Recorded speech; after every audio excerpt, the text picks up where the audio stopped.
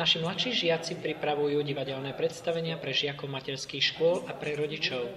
Tento rok spojili oslavu Sviatku svätého Mikuláša s príbehom plyšovej hračky Maca Miša.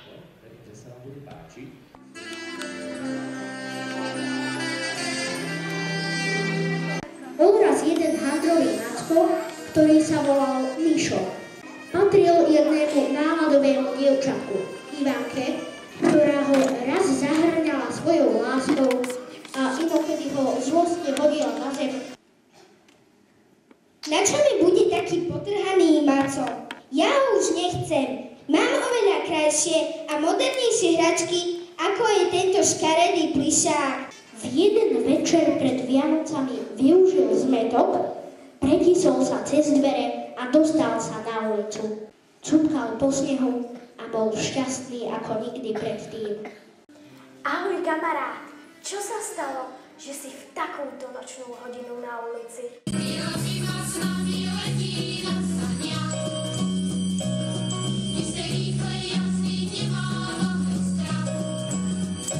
Predplatené neplatí, vezmi hviezdne opraty, keď si sám. Dnes je sviatok svätého Mikuláša. Môžem vám pri tom pomáhať aj ja? No jasné.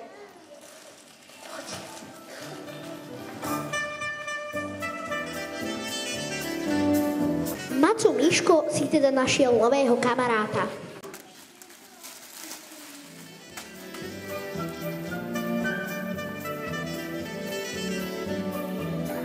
Priniesli darčeky mnohým deťom, ktorým urobili veľkú radosť. Vy ste na vine! Tetu Oľgu vidíme častejšie než našich.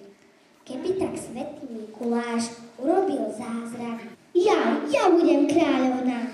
Všetky hračky sú tu iba moje. Iba moje.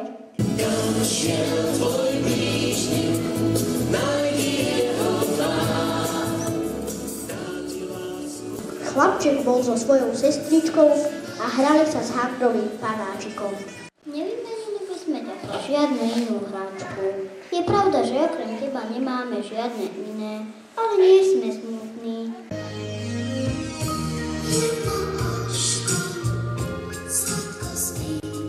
Najťažšia chvíľa pre Miša nastala práve v tejto chudobnej rodine.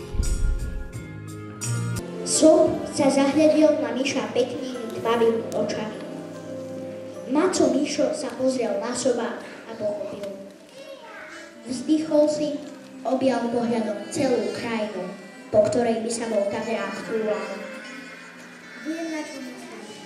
Ja som tým darčekom, ktorý dostane chlapček od svätého Mikuláša. Ďakujem ti za všetko, ale hlavne za tvoje priateľstvo. Som naposledy objal Miša, ktorý vstal a krôčik za krôčikom šiel urobiť dobrý skutok. Vošiel do chatrče a schúlil sa do topánky.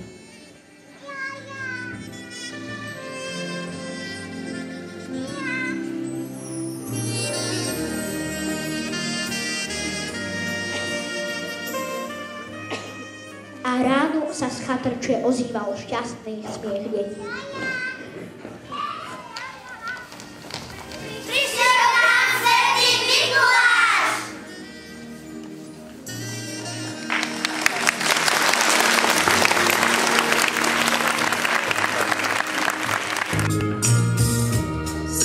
Sní